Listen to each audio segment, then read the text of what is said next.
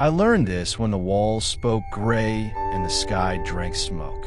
Warsaw breathed through cracks, and every step creaked with memory. I wore a uniform that weighed on my bones like a damn confession. I didn't look at faces, I counted heartbeats. 1, 2, 3, broken silence. It was then I heard a sob as thin as wires scratching the world's throat. A doorway, 2 eyes in the dark, a boy with no surname or shelter.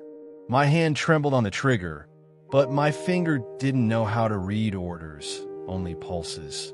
If you think this is the worst, wait. The worst is the size of what we silence.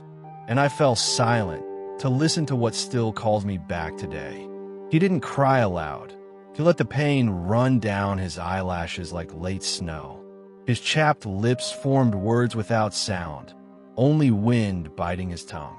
I said shoo, but it was the world that needed silence, not him. On my belt, the cold metal reminded me that lying is sometimes sweeping tracks with your feet. I looked at the street. Boots, batons, voices that cut like backward prayers. The boy held my fist, and there I weighed 2 destinies in one palm. I had a name and a uniform. He had the whole night nailed to his skin. How old? I asked, offering warmth for the first time in months. He answered with his stomach, a hollow sound that spoke more than age. And I decided, if I couldn't put out the fire, I would be the wood that diverted it. I loosened buttons like someone undoing shackles with their own wrist. The jacket smelled of oil, iron, and fear accumulated in the lining. I dressed him in my borrowed skin, a mirror that doesn't reflect. Big socks, folded pants, a cap covering his hair like a secret. The uniform shouted quieter on his body than in my chest. Don't talk, I whispered. Let your steps say you belong. He nodded with a gratitude that hurts because it recalls an old absence. The patrols turned corners with the appetite of faceless things. I took his small hand and traced a path between twisted irons. There, we exchanged breaths, as if one lung was enough for both. When the hooves of the night arrived, the dogs didn't bark at him. They barked at me, at the remainder of my body without a uniform. The most perfect lie is the one that almost believes the liar. Walk like you have a destination, I rehearsed in the boy's ear. He walked. Each of his steps trimmed a blade's edge on the ground. I stayed. Each of my heartbeats drove the nail of what was to come. The corner opened its mouth. Shadows, voices, questions that demand blood. Papers, they shouted, but I only had a face and a tremor. The boy disappeared into the stitching of the street, and my soul went with him. I was left with the echo of the gesture and the certainty that someone would pay. I was paid in full with fists, guilt, and a stamp that doesn't come off. Deserter, they wrote with the same ink used to erase names.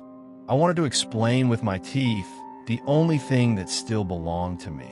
But the story that saves someone needs a living culprit.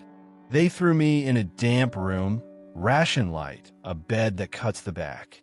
Each drop from the ceiling was a clock, and I had already missed the time.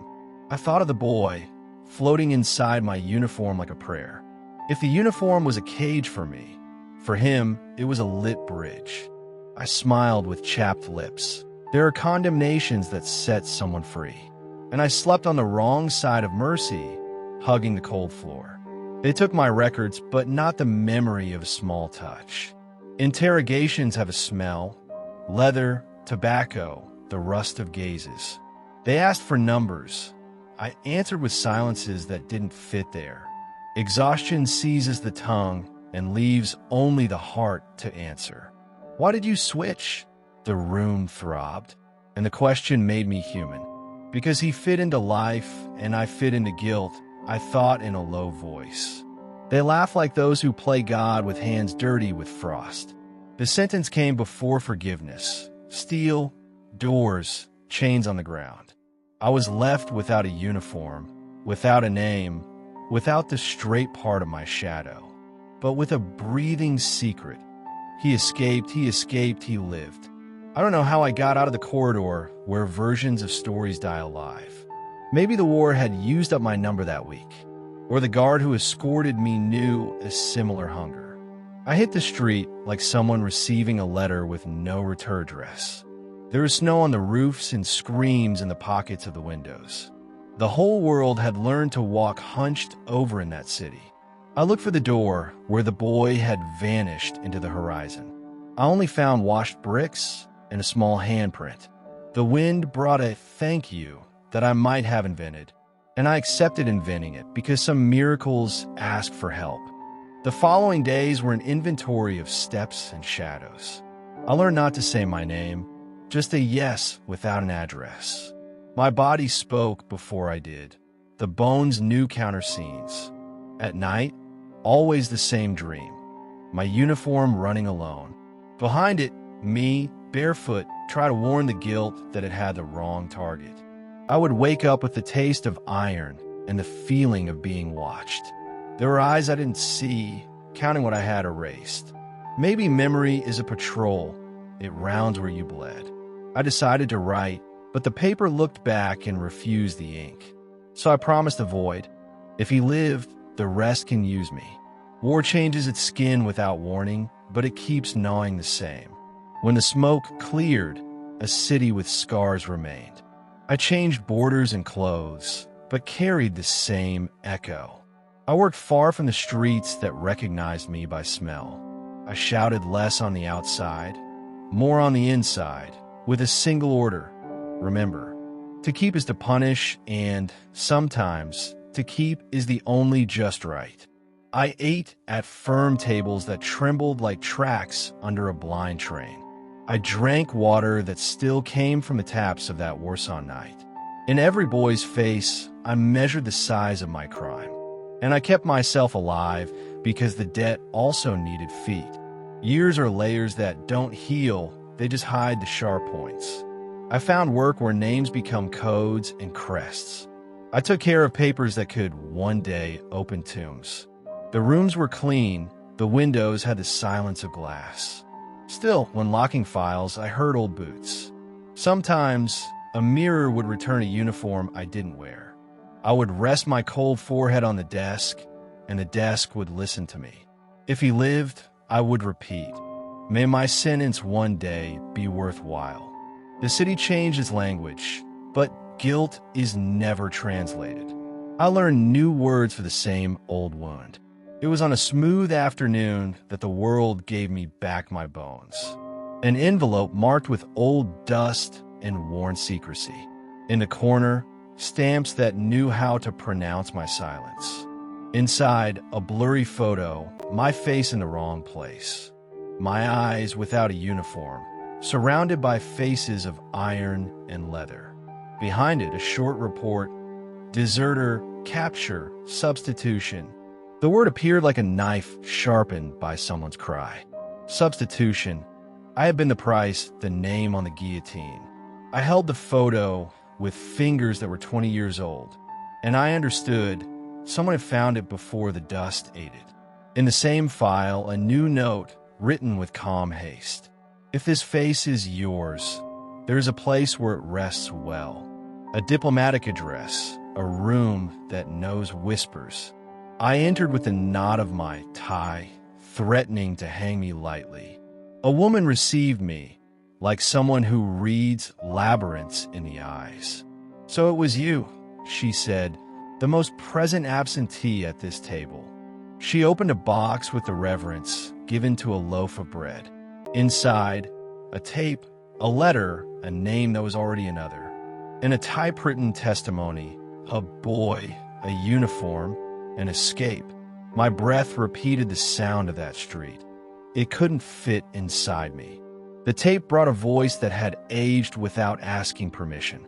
My savior was not old enough to command anyone. He dressed me in his own skin and taught me to walk straight. I walked while he stayed behind to take my name. There were pauses that carried snow and a forgiveness that burns.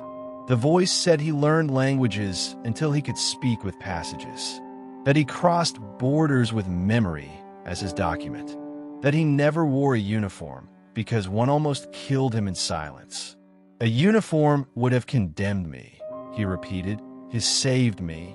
And I felt my sentence change its place inside my chest. The diplomat had the face of someone who always arrives a minute early. He sought me out with eyes that knew how to recognize living ruins. I know you paid, he said, for a debt that was ours. I couldn't answer. His gratitude weighed like damp snow. He held out a new photograph. Me, young, a shadow on the ice. Next to it, a blank space waiting for a name that would stay. I want to organize a tribute, he said, for the soldier without a crest. Not for the uniform, for the body that wavered in the right direction. My silence opened the windows, and winter came in uninvited. The world righted itself a little, like a bed finally made clean. We returned to the city that taught us by blowing dust into our veins. Every corner had a missing tooth, but still bit the same. The boy, now a man, touched the wall that saw me fall. He cried without a sound, like when I first met him, but with a different wind. I lived in the intervals of this gesture, he said, and the echo agreed. He asked if I wanted to stay away from the stage, as I always had. I replied that some names work better in the darkness of the audience. Then he raised a candle that didn't flicker, even in the cold air. The light streaked the ruin like the signature of someone who had returned. And I understood. Tributes can also sew up old gashes. The day came, and the room smelled of paper that had survived water. Attentive faces, crossed hands, a flag without visible shadows. The diplomat told the story with pieces I hadn't dared to keep. He told of my right mistake, my wrong rightness, and how it saved too. I heard an ancient whisper clearing its throat behind the wall. The air grew thick, as if the past wanted to take a seat as well. When they said deserter, a bird hit the window and stayed. No one noticed. Only me and the boy who became a boarder and a bridge. We looked at each other, and the silence found the right pitch. Applause came later, but first the exact sound of a pardon. In the end, he took me to the memorial where names learn their weight. There was a small space waiting for a millimeter of truth. The veteran who traded his own uniform, he read, and stopped at me. To save a boy, he completed, giving me back my shoulders. I asked him not to write my full name. The rest I let be. He nodded, like someone who abides by the rules of what is already done. The lamps lit up slowly, teaching shadows how to breathe. The glass reflected two uniforms. His, none, mine, a memory. I was afraid of disappearing when they closed that room. But I realized, whoever trades skin with hope does not vanish, but spreads. After the tribute, the city treated me like rearranged furniture. I still woke up at night to footsteps that were not mine. I dreamed of a uniform running, this time after the boy. I would wake up smiling, like someone who accepts losing the best of themselves. The diplomat sent a letter. There are other photos, other silent mouths. Do you want to help me open closets? He asked without forcing doors. I answered yes, because whoever is saved is summoned to save. I went back to walking through streets where the bricks remember breaths. I touched walls that knew about us better than any report. And I promised, I will not let the dust learn to speak for the living. Some will say I deserted. I say I reported to the boy. Others will call it weakness. I call it the gravity of what is right. A uniform is a language that sometimes says no with the voice of yes. And I learned late how to translate without killing the words in the dictionary. I carry scars that close outward and open inward. And when I hear boots, I remember steps can also escort life. If I breathe today, it is because a silence of mine became a street for another. The world did not absolve me. It just gave me back my usefulness. I accept the sentence. to be a bridge as long as there are dark rivers, and to stand guard where names still tremble under ancient snow. Now you know why I tremble when I touch cold glass. It's not the winter, it's the face of a boy fitting into mine. If one uniform would have condemned me, has saved me twice. The first in the rubble, the second when it gave me back my voice. If you think it's over, wait, there are still doors without keys. Each tribute lights up another corridor where guilt gets lost. I ask myself, how many more uniforms will ask to be traded? And you, who have read this far, would you agree to weigh 2 lives in your palm? I, who was accused of running, learned to stay in the right place. And when the night calls, I answer, present for what remains of us. War taught me that victory doesn't always belong to those who shoot, but to those who decide to hold their fire. I saw men carry medals on their chests and shadows in their souls, unable to look at themselves in the mirror. I discovered that the uniform weighs less than the silence of one who knows they have condemned the innocent. But I also learned that a small gesture can become more eternal than any army. That boy survived not because of strength, but because someone dared to trade places. Life doesn't ask for permission to be just. It tests if you dare to be just without permission. Between shouted orders and blind shots, there's always a choice that no one can take away. That choice lives in the brief instant when the heart speaks louder than the uniform itself. Many called my act desertion, but I called it a reunion with my humanity. Because deserting cruelty is, in fact, enlisting in the most difficult army, that of compassion. When a world collapses, there is no wall as strong as the embrace that prevents a fall. When the night is darkest, even the smallest lit candle can humble the pride of the darkness. I lost my name in reports, but I gained a life in the eyes of a boy who lived on. And if you hear me today, it is because someone once chose to make way for hope. Perhaps you will never wield a weapon, but you will wield decisions that wound or healed destinies. The uniform I wore was torn, but the courage I stitched into it is still breathing here. And you, who now carry your own rubble, need to hear this with an open heart.